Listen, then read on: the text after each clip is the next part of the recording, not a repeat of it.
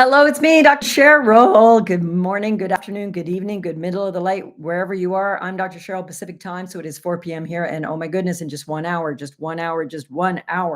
I'll be joining a bunch of you from across the English-speaking world anyway for my live free passion masterclass. And if you're busy and if you're stressed and if you're like, I would love to do that, or relationship could use some improvement, or I would love to do that, or relationship's actually struggling, or I would love to do that, we really need help, but ... But I'm busy. No doubt you are. But my kids need me. No doubt they do. One of the biggest predictors of long-time health, long-time longevity, how long you live, and the happiness and quality of life is the strength of your romantic relationship. Did you know the divorce statistics are still really terrible, despite us allegedly being older and wiser? There's something like a 25 to 50% divorce rate in first marriages. It's very hard to get accurate statistics. There's all sorts of different places it's pulled from, the Canadian or the American or the European Bureau of Vital Statistics. What about common law couples who've been together 10, 15 years, like some of my friends? They're married too, and they don't show up in the statistics. But something like 25 to 50% of first marriages and in divorce or breakup. And here's the rough news. The stats on second marriages are even worse. There's even higher likelihood of divorce in a second or a third marriage. What does that tell us, our beautiful people? You all know, you're all super smart. It tells us we're not getting it right the first time. Doesn't mean we get it right the second time. So I'm here to tell you about an extremely ugly human behavior, one that I have been guilty of in my own relationships in the past. I've mostly cleaned it up now, and it was really, really hard work to do. This is some of the work I'll be talking about tonight in 1 hour in my live class. Can't make it tonight? Register anyway. We'll send you the replay tomorrow, or better yet, join me live for the fourth and final class, which is this Saturday at 10 a.m. Pacific time. I won't be teaching this live again for another year. It's super worth coming. You can ask me your questions. We'll send you a little workbook. It's pretty spectacular. People love it. They rave about it. They stay for an hour and a half hanging on every word, because that's how hungry we are for legitimate, accurate, helpful, actionable relationship advice. So what's the number one predictor of divorce? I can't believe you asked me that. Like, are you that stupid? That's it. Right there, contempt.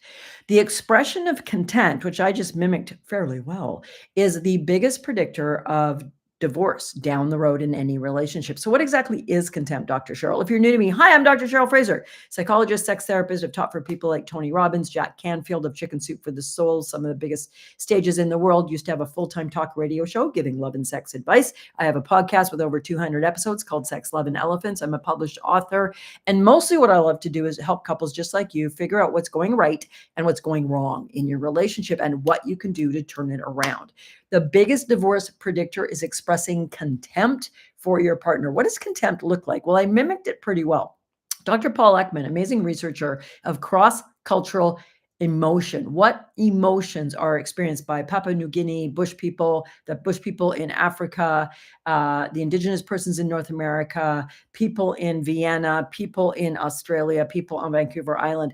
Universally across all cultures and all languages, there are seven, count them, seven core emotions that people express: fear and happiness and joy, or some of them. And one of them is disgust or contempt. And what Paul Ekman did, he actually was a professor of mine when I was at University of California, San Francisco, doing my postdoc work there. And he measured facial expressions across countries, across cultures, across the world. And contempt has these two facial expressions that go with it. And they may make you cringe a little bit because you may be guilty of one or the other of these. And I need to help you clean that up. Why? Because the expression of contempt is the number one predictor of divorce down the road. Contempt comes with, weirdly, across culture, a left lip curl, something like this. Really? You see that? Like I'm not doing it on purpose. When you express disgust, like even if you bit into a delicious strawberry and it was moldy in the middle, there'd be a left. I don't know why it's left. It's across cultures. Left lip curl. The other one, I bet you are guilty of because it's an emoji. It's something we say. It's something the younger generation turned us all on to 10 years ago. Eye roll. Rolling your eyes. I'm gonna take my glasses off. Is an expression of contempt. Imagine you went into your boss and you had been working really hard on a proposal for an idea that you felt could save the money 5% over the next year. And it's a really good idea. And you bring it in and you go, hey, and you've requested the meeting, you bring it in, you lay it out, and you put them, and your boss looks at it and they go, really? How would you feel? You'd feel like a piece of dirt under their fingernails. That's what contempt does.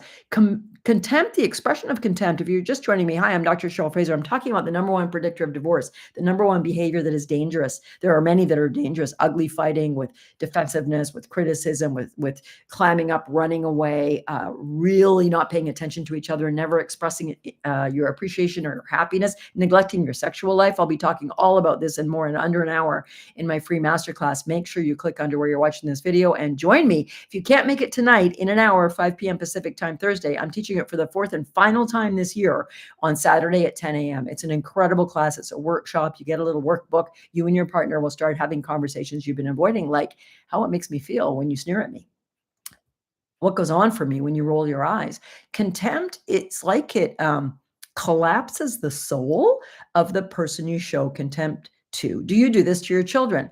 Unfortunately, they may do it toward you when they're in their teens. And what does it do to you? It makes you angry. It makes you defensive. It usually makes you say, don't talk to me like that. If your kid's like, whatever, mom, it's so stupid, you feel angry and triggered and upset. The expression of contempt, Dr. John Gottman, a great researcher into what causes relationships, especially marriages, to succeed and fail, calls it sulfuric acid for a relationship. Oh, do you want to pour sulfuric acid on your partner's heart, on their soul, on their feelings? And guess what? When we're treating each other badly, we don't want to make love. We don't laugh and relax together. We're not looking forward to spending time together. When we don't treat each other well, this should not surprise anybody, but we still don't act in alignment with this enough. When we do not show people the warmth, the gratitude, the compassion, the grace, the respect, the love, the care, the generosity that we might show towards a close friend, that we might show towards our grandkids, our grandparents, our teachers, our mentors, we tend to, as human beings, about 65% of the couples that'll be joining me in just 45 minutes for the live class tell me this. About 90% of the couples who join my 3-month immersion program, which kicks off in 2 weeks, say that they are guilty of having some ugly, nasty arguments with their partner, where you might name call, you might do a really destructive behavior that's called threatening the relationship. And that's where, in the midst of an angry argument, you say things like, I'm out of here. I can't do this anymore. I am done with you. I want a divorce. No one could put up with you. Let me briefly talk about being flooded. Flooded is a shorthand term to describe something called DPA, diffuse physiological arousal. What is that, Dr. Cheryl? Diffuse physiological arousal is when the central nervous system in the body and the mind and the neurology, to a large degree, are what we're going to say flooded with emotion, meaning there's a cortisol and adrenaline in the bloodstream. There is a narrowing of focus. It's a fight or flight response. I was in Africa this year. What a joy.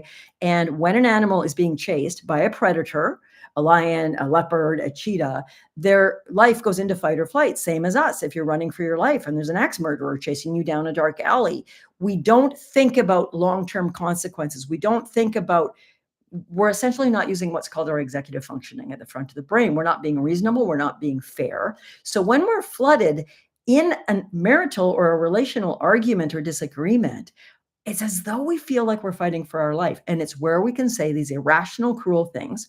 We can threaten the relationship, and we can do the number one predictor of divorce, which is heartbreaking, which is this expression of contempt, where I put you down like you are nothing. Like, why did I marry you? What's wrong with you?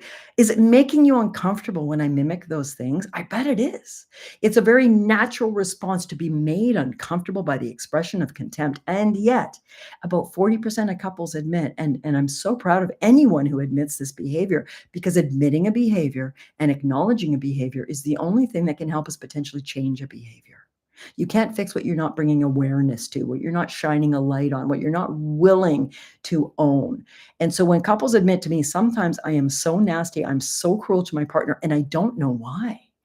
This is not an excuse, my loves. This is a reason, but the reason may be that you get flooded when you're anxious, angry, threatened. I don't mean threatened here in terms of physical harm or anything like that, but our safety sense gets threatened. When I'm not agreeing with you and you want to do something so different from me, I can get very flooded and very much in fight or flight. And being in fight or flight has one and only one thing on their non-mind, their reptilian mind, to slightly misspeak, but it helps for the teaching point, which is to get the hell away and be safe. When you're arguing with your partner and either of you is flooded, you're going to quite likely have a degenerative, cyclical, pointless, unkind, elevated, nasty argument that can do profound damage. If you want to learn more about this, please join me in about 45 minutes for my live masterclass. I only teach it once a year, and this is the week. I've had hundreds of people join the last couple of classes. It's been an absolute delight to get to know you and help you and tell you about my 3-month couples program, which is kicking off in just about 10 days. I take only 100 couples on a 3-month journey where I coach you every other week. You get an entire curriculum of the top love, relationship, couples therapy, sex therapy, communication theory, and more research-based tips, techniques, and an entire curriculum to help you renovate your relationship from where it is to where you want it to be. So join me if you can at 5 o'clock Pacific time, top of the hour now. And if you can't make it, the last time I'm teaching this free live couples workshop, free passion masterclass, is this coming Saturday at 10 a.m. Pacific time. After that, I won't be teaching it for a year. So join me and ask me your questions at the end. It's completely anonymous. You're not on camera. I don't use Zoom. I use a different platform. You can click below and choose either tonight's class or Saturday's class. And if something happens, as life tends to do, and you absolutely cannot make the class live, that's okay. We'll send you a recording the next day and you can cuddle up with your sweetheart and a cup of tea, the workbook we're going to send you, and do some work on beginning to have some conversations you may have been avoiding. What's the number one predictor of divorce in the long term in a relationship? It's the expression of contempt. Are you kidding me? Eye rolling, left lip curl has been shown across the board to create a very negative response in the listener. It did in you when I mimicked it. Don't beat yourself up if you're guilty of some of these behaviors. I have been as well. What we need to do is identify them and then help you shift them, help you learn what to do when you're in a flooded, irrational, angry, triggered argument, how to shift your behavior, how to shift your focus, how to be able to pull yourself out of the depth of that dreadful, escalating argument, be able to stop, take a time out, and begin again. I kind of made that sound easy. It's not easy at all. Come join me and I'll tell you more. I can't wait to meet you. Bye for now.